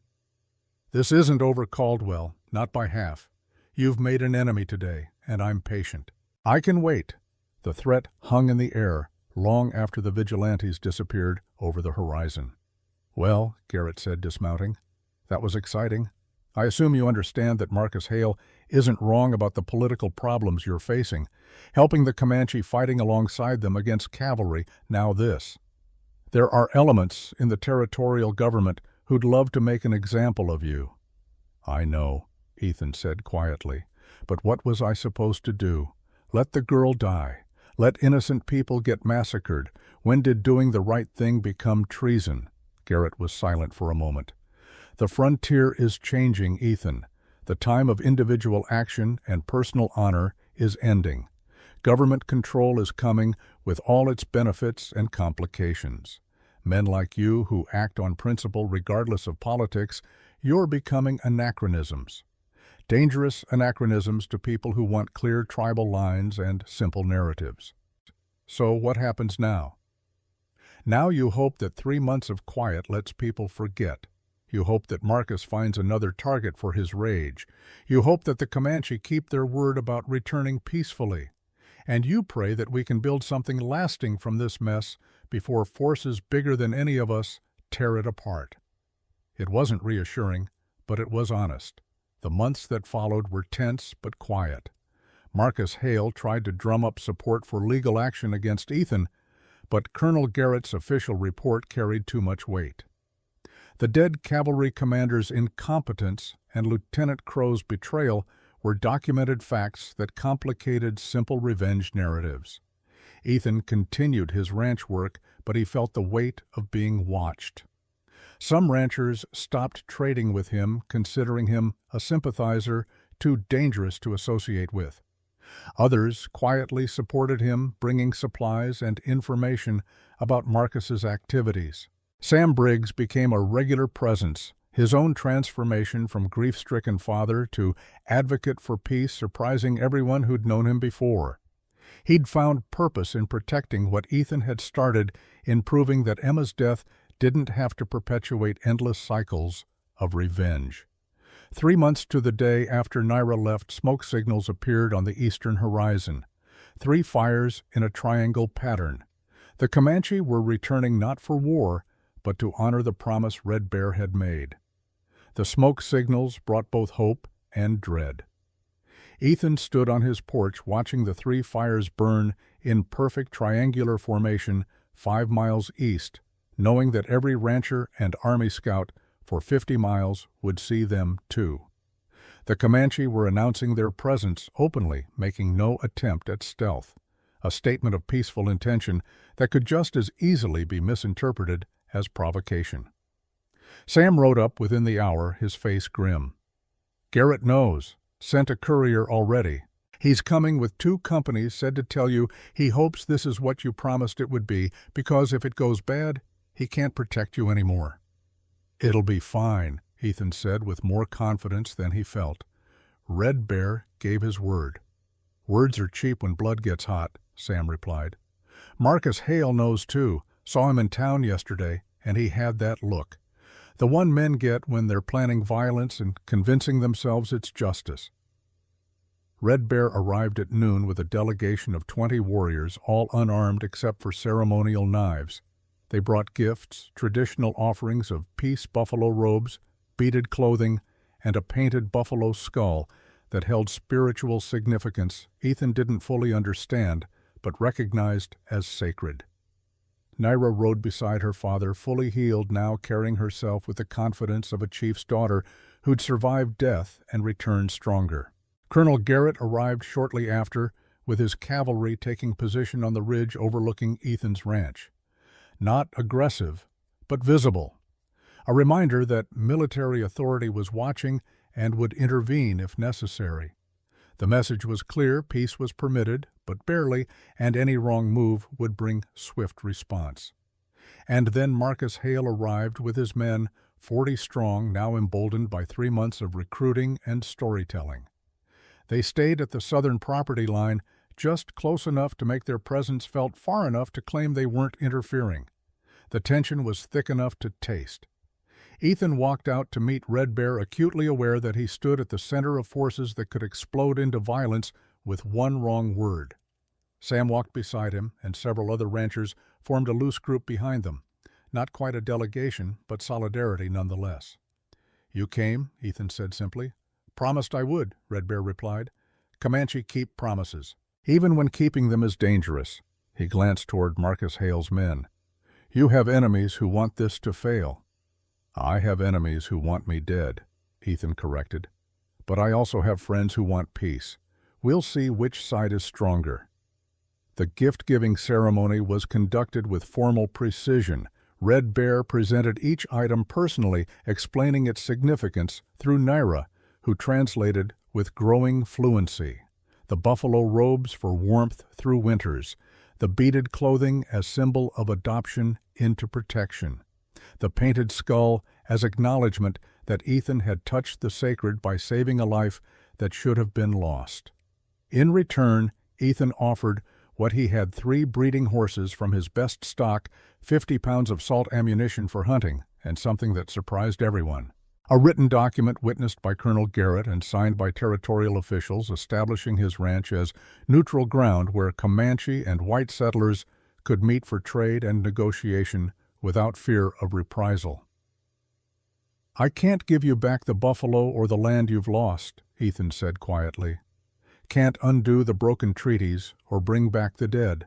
But I can give you this: one place where peace is law, where my word protects anyone who comes in good faith." Red Bear studied the document, though he couldn't read English. Naira translated slowly, her finger following the words Ethan had taught her to recognize. When she finished, Red Bear was silent for a long moment. "This paper," he said finally, "white man's courts will honor it." "Colonel Garrett and the territorial government have authorized it," Ethan replied. "It's legal and binding under United States law. Anyone who violates neutrality of this ground faces federal prosecution." It was a small thing, measured against the scale of injustice that had been done to Red Bear's people. A tiny island of protected space in an ocean of conflict. But it was something. A beginning. "Then we accept," Red Bear said, "and offer more. My band will teach you our ways. Language, medicine, survival skills our people have perfected over centuries. Your people lose this knowledge when you drive us away. We share it now while we still can, so something good survives, even if we do not." Over the next week, an unexpected school developed at Ethan's ranch. Comanche elders taught white ranchers which prairie plants could heal wounds which could be eaten during drought, how to read weather signs that predicted storms days in advance. In return, ranchers shared their knowledge of European farming techniques, animal husbandry basic literacy. Naira became the primary translator, her English improving daily through constant use. She had a gift for languages that reminded Ethan of scholars he'd known during his brief time back east before the war. She could take complex concepts in Comanche and find English equivalents that preserved meaning even when direct translation failed. Sam Briggs was there every day, initially as guardian, but increasingly as student. He learned Comanche phrases, studied their medicine, listened to their stories with the attention of a man rediscovering something he'd thought was lost forever. His grief over Emma hadn't disappeared, but it had transformed into something that looked almost like purpose. On the 8th day, Marcus Hale made his move. He rode in with 20 men, faces set with determination that spoke of planning and preparation. They stopped at the boundary of Ethan's property, technically respecting the neutral ground, but clearly intending confrontation. "Caldwell," Marcus shouted, "we represent concerned citizens of this territory. We're filing formal complaint with the territorial governor. You're harboring enemy combatants, teaching them skills they'll use against us, and undermining the security of white settlements. This ends now." Ethan walked to the property line flanked by Sam and Colonel Garrett, who'd maintained his presence specifically for moments like this. "These people are here under federal authorization, Marcus. You've seen the documents. They're engaged in authorized cultural exchange on neutral ground. You have no legal standing to object." "Legal standing?" Marcus's laugh was ugly. "My brother is dead because you chose savages over civilization. How many more white men have to die before you realize you're on the wrong side? How many Comanche have to die before you realize there aren't sides?" Ethan shot back. "There's just people trying to survive, some doing it with honor, some without. Your brother died because he tried to murder civilians. That's not heroism, Marcus. That's a crime that got punished." Marcus's hand moved toward his gun, and for a heartbeat everything hung in balance. Then Naira stepped forward, positioning herself between the two groups. She spoke in English, her voice carrying across the tense silence. "I am Naira, daughter of Red Bear of the Comanche people. 3 months ago I was dying. Cavalry bullet in my shoulder, bleeding into the earth. Ethan Caldwell found me. He could have let me die. His wife was killed by my people. He had every reason for revenge." She paused, making sure everyone was listening. Even Marcus's men had gone quiet, their faces showing uncertainty. "But he saved my life. Cut the bullet out with his own knife.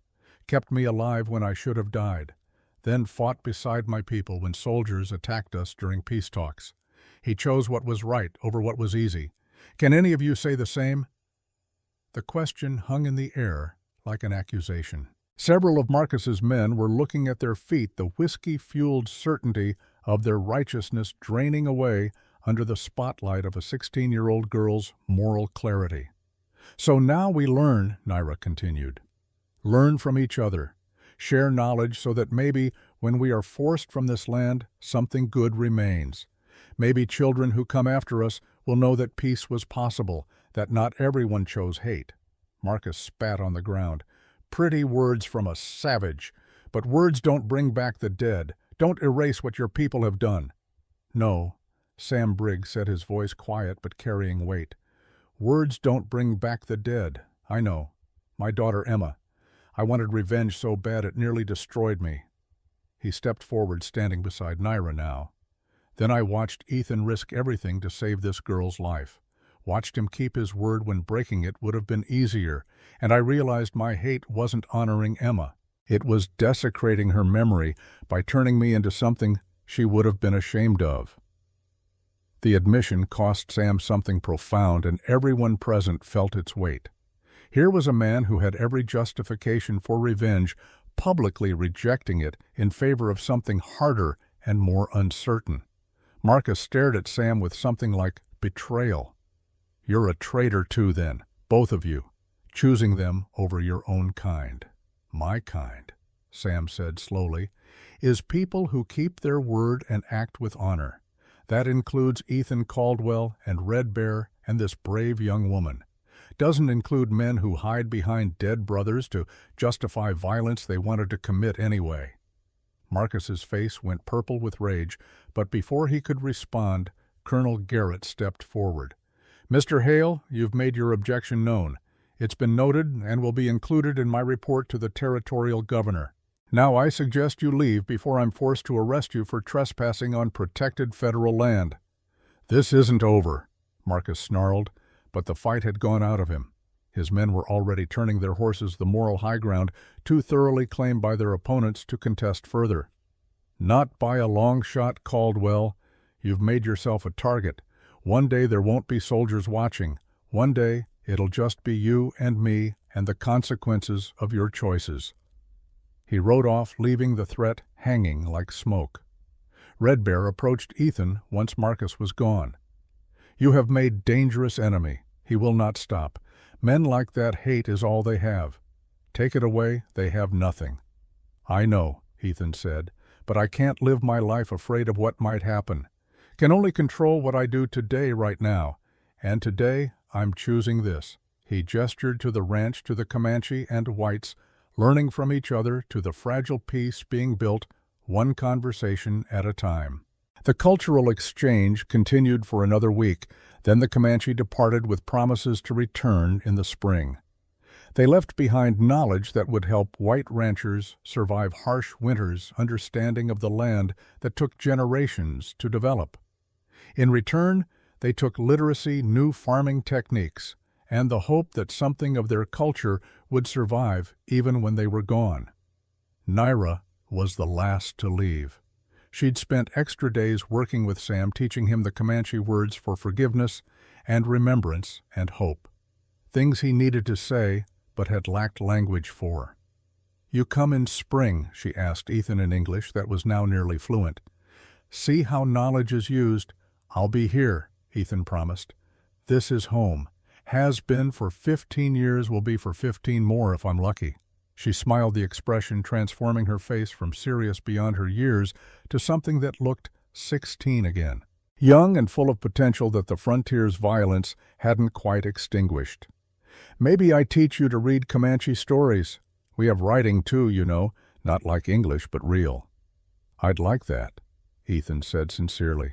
Then, because it needed to be said, thank you for speaking up today, for giving Sam words he needed to hear. You're going to do important things, Naira. Can feel it. She touched the scar on her shoulder, still visible through her buckskin clothing. You gave me life to do them. Whatever I accomplish, part belongs to you. They didn't embrace. Comanche customs didn't permit it, and both understood the watching eyes that would misinterpret such gestures. But the connection between them was real, forged through violence and sustained through mutual respect. As the Comanche rode away, Sam stood beside Ethan, watching them disappear into the prairie. You think it'll work, this peace you're trying to build? I don't know, Ethan admitted. Maybe not. Probably not if I'm being honest. Forces bigger than us are pushing toward confrontation, but at least we tried. At least some people will know it was possible, even if it didn't last. That's something, Sam agreed, more than most manage. The years that followed were complicated. True to his word, Red Bear's band never raided Ethan's land, and the protection extended to neighbors who honored the neutral ground. Trade developed cautious but real, with Comanche exchanging buffalo hides and herbs for metal tools and ammunition. Marcus Hale continued his campaign against Ethan, filing complaints, spreading rumors, stirring up trouble whenever possible. But the territorial government, influenced by Colonel Garrett's reports, declined to take action. The neutral ground at Caldwell Ranch became semi-official, a place where disputes could be mediated before they escalated to violence. Naira returned every spring as promised. She brought more of her people each time, including her mother, who taught white women traditional medicines that saved lives during childbirths and illnesses. The knowledge exchange grew, became institutionalized. survived even as the frontier closed and the Comanche were pushed onto reservations. In 1882, Naira returned, married her husband, a Comanche warrior, who'd earned his name fighting to protect their people during forced relocations. She brought her son a bright-eyed boy, whose Comanche name translated roughly to bridge builder. She introduced him to Ethan with obvious pride. "This is the man who saved your grandmother's life," she told the boy in Comanche, then translated to English for Ethan's benefit. "He is your honorary grandfather by our traditions. You will respect him and learn from him." The boy, maybe 5 years old, studied Ethan with the serious attention of Comanche children who learned early that survival depended on accurate observation. Then he nodded gravely and held out his hand, a gesture that combined white customs with Comanche formality. Ethan shook the small hand, feeling the weight of generations in that simple gesture. This boy would grow up knowing that peace between peoples had been possible, would carry stories of whites and Comanche learning from each other, would have choices his parents hadn't. By 1885, the school at Ethan's ranch had become permanent, funded partially by territorial government, partially by donations from ranchers who'd benefited from Comanche knowledge. It taught both languages, both cultures, preparing children for a world where understanding might matter more than fighting. Sam Briggs ran the school, his transformation from grief-stricken father to educator complete. He'd found purpose in teaching and passing on the lessons of reconciliation that Emma's death had eventually painfully taught him. The school bore her name. Marcus Hale disappeared in 1887, found dead in a canyon with no obvious cause. Some said it was Comanche revenge. Others claimed accident. Still others whispered about justice catching up to a man who'd spent his life dealing in violence. Ethan never knew the truth and didn't particularly care. Marcus had been a symptom of the frontier's brutality, not its cause. His death changed nothing fundamental. In 1890, a formal treaty was signed at Ethan's ranch, witnessed by territorial officials, military commanders, and Comanche leaders. Naira served as primary translator, her facility with both languages and cultures making her invaluable. The treaty established boundaries, rights, and protections that would last almost 3 years before being violated by gold prospectors who didn't care about legal niceties. But for those 3 years, peace held. Children of both peoples played together. Knowledge flowed both directions. Understanding grew in soil that had been soaked with blood, but was finally producing something other than grief. Chief Red Bear died in 1906 at 85, having seen his people forced onto reservations, but also his daughter, become a voice for their culture's preservation. Ethan attended the funeral, one of 3 white men permitted. Red Bear's last words, translated by Naira, "You were the bridge my people needed, even though it wasn't enough to save us." The Comanche were broken, their way of life ended. But threads survived the school, the mixed families, the preserved knowledge. Not salvation, but not complete erasure. Ethan Caldwell died in 1922 at 84 years old, surrounded by neighbors, both white and Comanche, who'd come to pay respects. The medicine bag Red Bear had given him 46 years earlier still hung from his bedpost. The turquoise stone was around his neck. The bracelet Naira had woven during her recovery was in a place of honor on his mantle.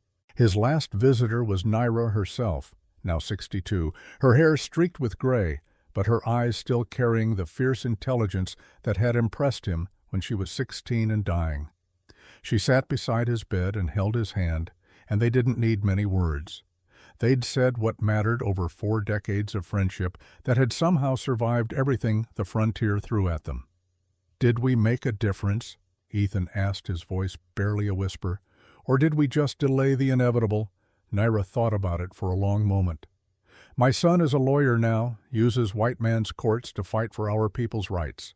He learned to read in your school, learned English from Sam, learned that understanding could be a weapon against injustice. My grandchildren speak both languages, know both cultures. That is what you made possible." "But your people," Ethan said. The buffalo gone, the old ways ended. The old ways were ending regardless, Naira replied with the pragmatism of someone who'd survived by facing reality without flinching. You didn't cause that. You just made sure something survived, made sure we weren't completely erased. That matters more than you know. Ethan died that night with Naira keeping vigil following Comanche customs for honoring the dead, even in a white man's cabin. Sam was there too, and Colonel Garrett's son, who'd inherited his father's role as liaison between cultures, and Naira's son, the lawyer who'd drafted documents preserving some scraps of Comanche land rights using skills learned at Emma Briggs Memorial School. At Ethan's funeral, both Comanche and white traditions were observed. His body was buried with the medicine bag Red Bear had given him, the turquoise stone, and the bracelet Naira had woven. His headstone bore 2 languages, Ethan Caldwell, 1838 to 1922. He chose the bridge over the wall, Ta Bi Enai, trust between enemies. The ranch continued operating as neutral ground for another generation, managed by Sam's grandchildren, who'd grown up knowing peace was possible because they'd seen it. The school survived until 1935, when Depression-era budget cuts and changing demographics finally closed it. But the students it produced went on to careers in law, medicine, education, and government, carrying with them the knowledge that understanding across cultures was both necessary and achievable. Some became advocates for Native rights. Others worked in white institutions to change policies from within. All of them carried the lesson that one man's choice to show mercy instead of hate had created ripples that lasted decades. Naira died in 1932, at 72, having lived long enough to see some of her people's rights restored, having trained a generation of translators and mediators, having proven that the space between cultures could be navigated with intelligence and goodwill. Her obituary appeared in both white and reservation newspapers, a rarity that would have been impossible without Ethan Caldwell's surgery on a dying girl in 1876. The story didn't end in 1922. Thomas, armed with his grandfather's lessons, fought the railroad through coalition building rather than violence. He won in 1921, setting precedent that protected small ranchers across visas. The tale passed through generations, proof that individual choices could ripple through time. The ranch stood as neutral ground for another generation. The school survived until 1935, producing students who became lawyers, educators, advocates. They carried forward what Ethan and Naira had proven, that understanding across cultures was both necessary and achievable. In a university library, documents from Emma Briggs Memorial School remain essays in 2 languages, photographs of children learning together. Beside them, 3 preserved objects in a glass case, a medicine bag with faded beadwork, a turquoise stone on a leather cord, a bracelet woven from prairie grass. The placard reads, Caldwell Comanche Peace Initiative, 1876 to 1890. One of the few successful examples of cultural reconciliation during the frontier period.